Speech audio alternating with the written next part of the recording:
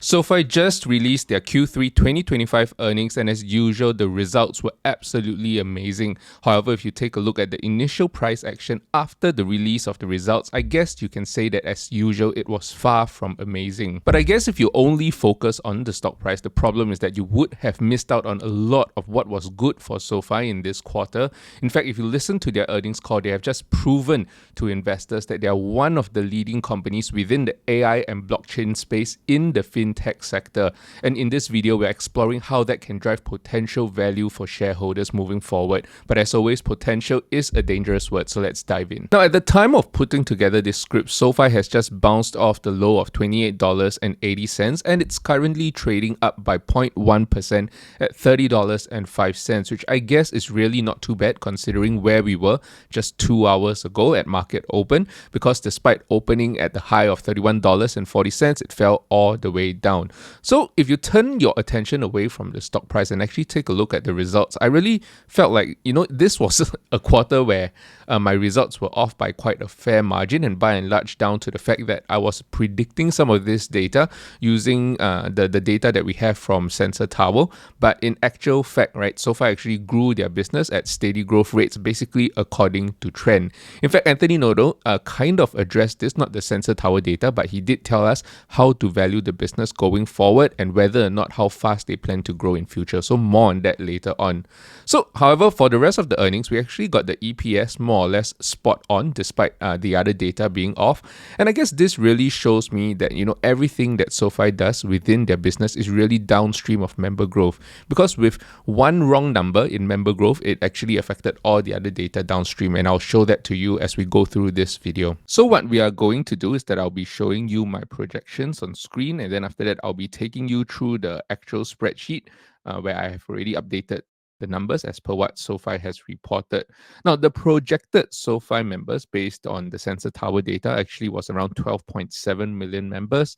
Actual members came in only at 12.64 million members. So that's around 50,000 or so deviation, actually around 70,000 difference between the projected and the actual. And that is basically what caused a lot of the discrepancy between the projections as well as the actual results. But if you take a look at the numbers with me, between the first quarter of 2024 all the way until now, which is basically the last 2 years, you can see that they have maintained growth at more or less the same pace, between around 7 and 8% on a quarter-over-quarter basis. And I would actually expect this to continue. So I think what is going to be interesting in future is that if we explore maintaining growth at this pace, how long would it take for SOFI to actually reach Anthony Noto's stated goal of having 50 million members on their platform? So, like I said, if you actually extrapolate out this pace of growth in the mid 7% range over the next couple of quarters, we get to net new members. I think sometime in Q1 or Q2 of 2026. Just let me bring this down over here so you can see the numbers, right? So if you assume 7.7, yeah, you can get it to sometime in Q1 or Q2 of 2026. So that is Anthony Noto's projection, and then we are going to see, based on data that's going to come out in the next couple of weeks, whether or not this is actually a reasonable projection for us to have. Now, moving on from new members, I want to talk a little bit about product adoption. And the actual products came in at 18.55 million, while we actually projected 18.7 million products. So there's a difference of around 150,000 products, right? The 18.55 million products is over here. And I think the main difference that we are seeing, this 150,000, is actually down to the different terms of the members that we are projecting that come onto SOFI's platform. And you can see that that is really the difference, because I think the part that we were really spot on is that we actually started to see greater cross-sell. And despite growing members at a rate of 35% year over year, the products per member, you can see over here, increased to 1.47. Right, so you can actually see we were spot on in terms of SOFI's strategy of growing their cross-sell, so that we can start to finally see these products per member number increase, because we know long-term Anthony Noto sees these at 2 to 3 times of products per member. However, I think after having been stuck at 1.46, 1.45 for the longest time, it's good to see them get back up. Get this number up again, 1.47. And what's even more impressive is that they didn't slow down their member growth in order to get this number. But I think to me, what is even more impressive about this number is that all of this growth that we are seeing in terms of the cross-selling and product adoption was done without the introduction of any of their new crypto products, because a lot of their new products were actually released over the last couple of weeks, which means that there's a high chance that we see these products per member number increase even further in Q4 of 2025. And if you consider the fact that they haven't even started introducing student loans and home loans to the loan platform business, which will again promote greater cross-sell, which will cast the net out to a wider audience. And it's not just about introducing new products into their ecosystem. Even the products that they currently have within their ecosystem is not fully scaled out. Anthony Noto has explicitly told us that Chris Lapointe and the capital markets team are actively working on expanding the loan platform business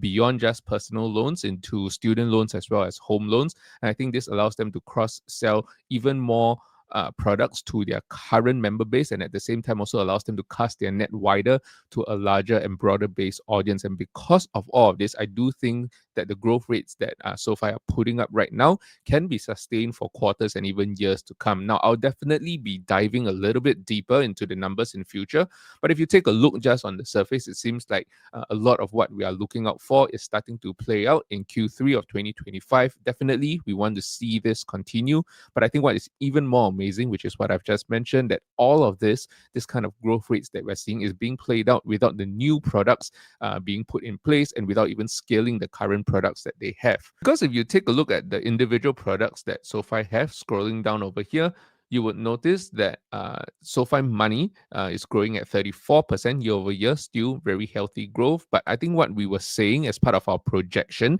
is that we wanted to see SOFI Invest start to re-accelerate growth. And we have seen that for basically 3 straight quarters, right? 20% in Q1 of 2025, 22% year over year growth last quarter, and this quarter at 27% year over year growth. Again, I want to remind all of us, the target that Anthony Noto has stated is for SOFI Invest to become as big as SOFI Money. So this means they have to continue accelerating SOFI Invest. That is exactly what we are seeing.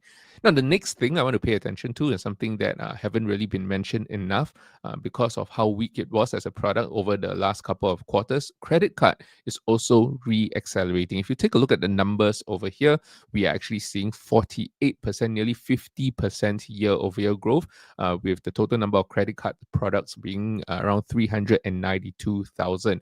And I think this is an area that we are extremely excited about, because we know that the management actually sees this particular product, credit cards, as a $1 to $2 billion within SOFI ecosystem just by itself.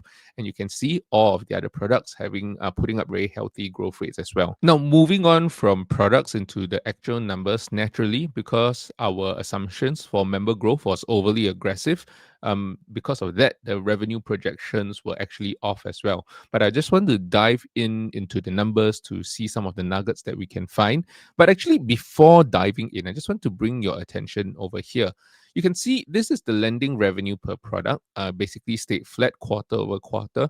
And I think this was one of the areas where I got the projections wrong, because if you take a look at the numbers from 2024, you can see that between Q2 and Q3, this lending product actually jumped quite a fair bit, from around $189 of revenue per product to $207. So we were expecting to see a jump in Q3 as well. However, we didn't see it this time. In terms of financial services revenue per product, yeah, we are more or less spot on. I think we expected $26.50. Over here, it shows $26. So our financial services estimates actually came in pretty close to what was actually put up. So let's dive deeper into the segment data. Let me zoom this in for you. If you take a look at originations, total originations came in at $9.9 billion, 50% year-over-year growth, which is very healthy, definitely. And if you take a look at the lending numbers, now adjusted net revenue for lending came in at $481.4 million. This represented a 22, close to 23% year-over-year growth at a 54% contribution margin. So this is actually very healthy. And then when you go down into financial services, what you would notice is that the revenue over here came in at $419.6 million versus our projections of $430 million. Now, these are the two segments that I was mentioning earlier on. The revenue per product for financial services, we actually came in quite close to the actual number, which is why you can see despite the disparity in terms of member growth, the revenue figure was pretty close to the actual number. However, in terms of the lending revenue, we were quite far off because not only were we wrong on the member growth, we were also a bit too bullish in terms of the revenue per product put out from the lending segment. And I think just a note on the financial services segment, because last quarter, Chris Lapointe made this comment where he told the analyst the financial services segment is actually projected to grow at 60 to 65% on a year-over-year basis, and they're growing well above that. And we know that coming into Q3 this year, we are actually going to be comping against the quarter where they first introduced the loan platform business. So we are definitely going to see some sort of slowdown of growth. We don't know to what extent is that slowdown. Now, when I say slowdown, it just means we are no longer growing at triple digits, 100% year over year. 76% year-over-year growth for the financial services segment is still amazing growth. And at least now we have an idea what he means when he's saying that we are growing well above the 60 to 65%, which means that going forward in Q4, I would think 76% would be more or less the guideline that we have, at least for the next 4 quarters. But I think beyond just looking at the numbers and taking SOFI's management's word at face value, they actually gave us certain data points that actually supports their claims of being able to keep up this loan platform business growth. Because if you look at what they told analysts during the earnings call, they said that they're aware of the concerns people have in the private credit markets, but because of that, they actually seen more demand being driven to their loan platform business, reflecting at least to in their perspective a flight to quality and durability, right? During all these different economic cycles and during times of a little bit more elevated fear in the private credit markets. And I think beyond that, they are actually telling analysts that, hey, when we actually tell you that we can see this growth continuing in Q4 and beyond, it's usually because a lot of these companies come to upsize their commitments intra-quarter. And so I think it is likely that when SOFI makes all these projections, they already have visibility on the next 1 to 2 quarters in terms of their loan platform demand. And because of that, I think we can be pretty safe in estimating that the loan platform business is still going to become a very primary driver of growth for their financial services platform. All right, and then moving on to the tech platform, I think there's not much difference over here. The projected revenue that I had previously was around $117 million. The actual tech platform revenue came in at $114.5 million. Now, I think the main discrepancy came in terms of the number of Galileo accounts. I expected this to increase, but you can see the number of Galileo accounts still came in slightly lower than last quarter at 151 million accounts. And I think this is largely attributed to Chime leaving their platform, and we're seeing some of the residual accounts actually off-board from Galileo. But I think one thing to me that I'm really paying attention to, because this is what Anthony Nodo has told us many, many times before, is that they're positioning Galileo as a product that is not going to be the cheapest on the market, but they offer you the best functionality, and they are the best tech stack in the market to build out your financial services. And so because of that, they are not going to become just the cheapest product on market. That is not their strategy to win customers. And that is exactly what we're seeing in this number over here. The revenue per Galileo account, you can see that back in Q4 of 2024, this was only 61 cents. And since that has increased every single quarter from 61 to 65, 69 cents. And now, based on the numbers that we are seeing this quarter, this actually came in at 73 cents. So this actually tells us Chime, when they offboard their accounts, Chime is probably one of those customers who are a little bit more cost sensitive. And because of that, Galileo's product might not be a good fit for what they hope to do.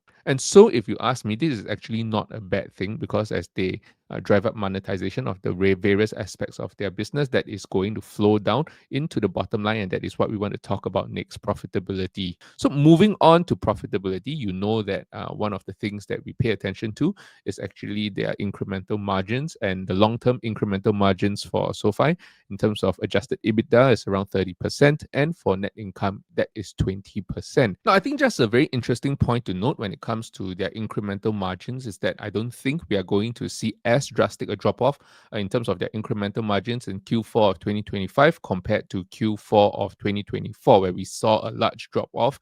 And one of the main main reasons for that is that they are finding it a lot harder to spend the money they have made because of how profitable they have become. You can see over here during the earnings call, SOFI's management actually told us the gating factor that we have put out and talked about publicly is to have at least 30% incremental EBITDA margins. Now, the highlighted line over here, he says, I say the word at least because if the business does well relative to expectations, it's actually harder to spend back on the quarter. So they are usually expecting to spend their profitability until a point where they reach 30% incremental EBITDA margins, right? Anything above that 30% number, they are trying to spend off. And he's basically telling analysts that every single quarter we seem to come in above this 30% number, not because we don't want to spend off, we cannot seem to spend this money off in basically an efficient way. Now, the reason why I say an efficient way is because if you pair this with what Anthony Noto has mentioned earlier on in the earnings call, he's telling an analyst that, hey, I know that if I pump more money into certain growth channels, I can accelerate the growth even further, but that will not be sustainable and that will not be efficient, right? So that is why he's having this surplus every single quarter. It's not because that there is literally nowhere for him to spend it, but there is nowhere for him to spend it in a way where he feels like, it is an efficient use of every dollar of profitability that they have made for the business. And so to me, this is really evident because they raised their EPS target for the full year from 31 cents all the way up to 37 cents. And if you remember in the video where we spoke about SOFI's capital raise at the end of last quarter, we actually projected an EPS of 38 cents for SOFI. So with a 37-cent projection from SOFI's management, if historical trends continue to hold true and they beat their own estimations, then it is likely that we are actually going to see SOFI come in the full year of 2025 posting at least 38 cents of EPS. Now, honestly, my worry going forward is not about whether or not SOFI can actually hit their targets. We have seen before, and I think we are quite certain that SOFI can achieve the targets that they have set out. But I think the worry really is how much SOFI's management will send back guidance going into 2026. We already know that their long-term guidance, my English, we already know that SOFI's long-term guidance for 2026 is for EPS to come in between 55 cents and 80 cents. Now, of course, if they guide towards the lower end of this range, it will make SOFI seem like, more or less trading at fair value. However, if they give guidance closer towards the high end of this range at around 80 cents, that would mean SOFI would be trading at less than a 1 times PEG, which would make them extremely undervalued going into 2026. And that would be absolutely amazing, right? Because if you look at their current levels of profitability, adjusted EBITDA, our projections was around $291 million. The actual number came in at around $77 million. This was a 35.3% incremental EBITDA margin. So this is highlighted in green for you over here. And in terms of the net income margin, the actual net income actually came in higher than what I expected. I expected $135 million. This came in at $139 million, maintaining an incremental net income of 30.6%, similar to last year. So all in all, like I said, because of this EPS, we were actually spot on, expecting around 11 cents of EPS in this upcoming quarter, and that is exactly what we got. Now, moving on to guidance. Now, based on their full year guidance, basically, I'm taking their full year 2025 guidance, taking out all the numbers that we have had in Q1, Q2, and Q3. This actually brings us to a revenue of $961 million. Now, if you consider the fact that revenue for SOFI just came in at $950 million, 961 is basically flat quarter over quarter.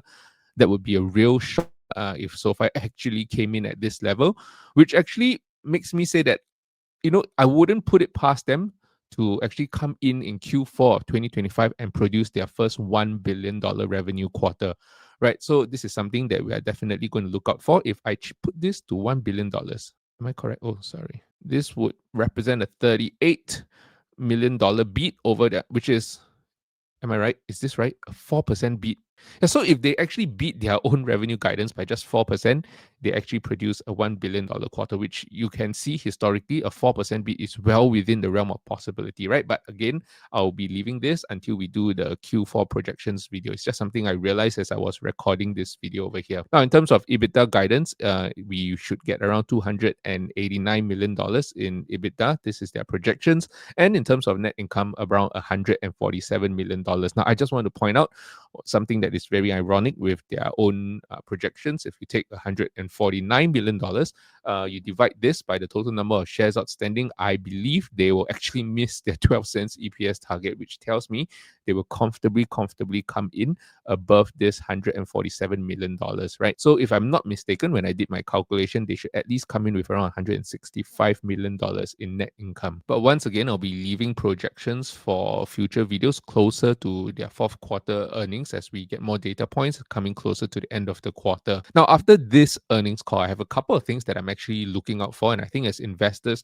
we are always paying attention to the macro environment and how that affects SOFI. So if you listen to what Anthony Noto has told us, they told us that they are a business that is benefiting from the flight to quality in terms of loans due to fears in the private credit market.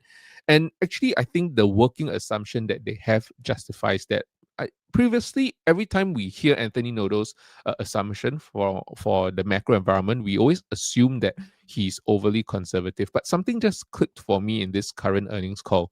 You see, when I listen to the earnings call, the reason to me at least why they have such seemingly conservative numbers on the macro environment data, I don't think it's because SOFI is trying to be overly conservative in the macro environment, but based on the customer profile that they're serving, these customers would not be affected by unemployment until unemployment reaches 5 to 5.5%. I mean, because if you think about it, unfortunately, when unemployment starts to rise, usually it is the lower skilled workers that are being let off first. And so because of that, when unemployment is at 4.5, even 4.7%, the SOFI customer, the general avatar of a SOFI customer is not yet affected. And because of that, unemployment data, only once it reaches 5 to 5.5%, will start to impact the SOFI customer.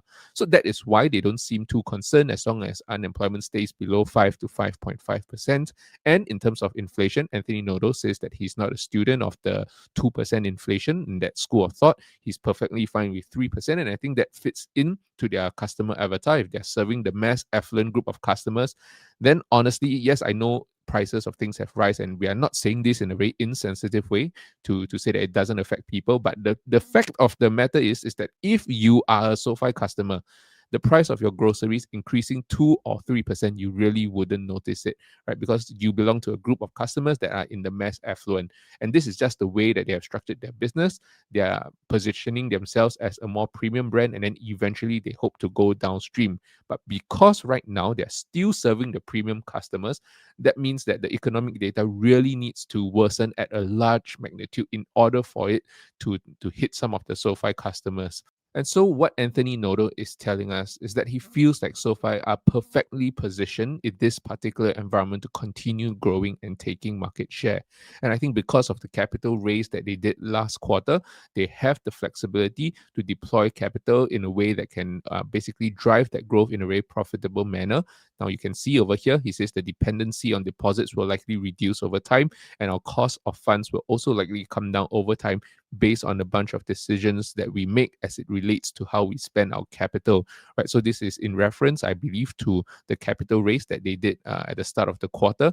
And basically from here, you can see that Anthony Noto is telling us we're not just growing, we are going to continue growing in a very profitable manner that increases our tangible book value, that increases our return on equity. And I think he's speaking in a language that Wall Street analysts can really appreciate. And hopefully we start to see even more appreciation from Wall Street for this name over here.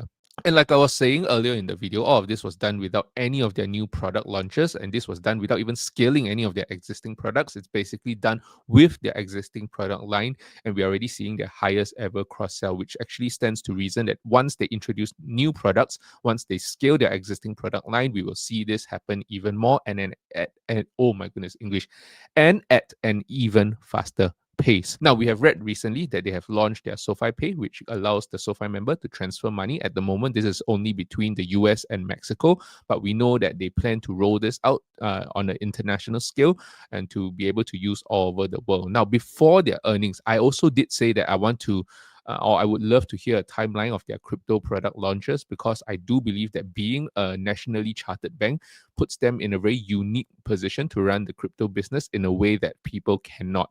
And actually, during the earnings call, that is exactly what we see SOFI's management leaning into. I think this bank charter that was once seen as a hindrance to their valuation now has become a moat for the company, because they are going to become the first nationally chartered bank to offer the ability for their members to buy, sell, and hold cryptocurrencies. And they plan to also integrate a SOFI USD stablecoin in the first quarter of 2026. So you can see in Q2, Q3 of this year, a lot of the regulations were put in place. And then right now, we are seeing SOFI really move at pace to basically integrate a lot of these things into their ecosystem.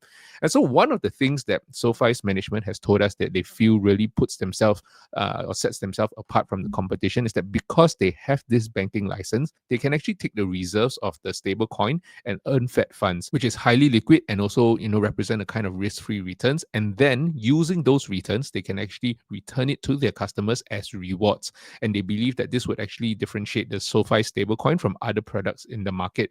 So I'm definitely excited for what is ahead, especially that seeing that we actually ended up closing at $31.66 yesterday. It tells me that the market is no longer discounting SOFI's results, and I'm really excited for not just the fourth quarter, but for 2026 and beyond. And with that, I'll see you in the next one where we'll discuss more about SOFI's valuation.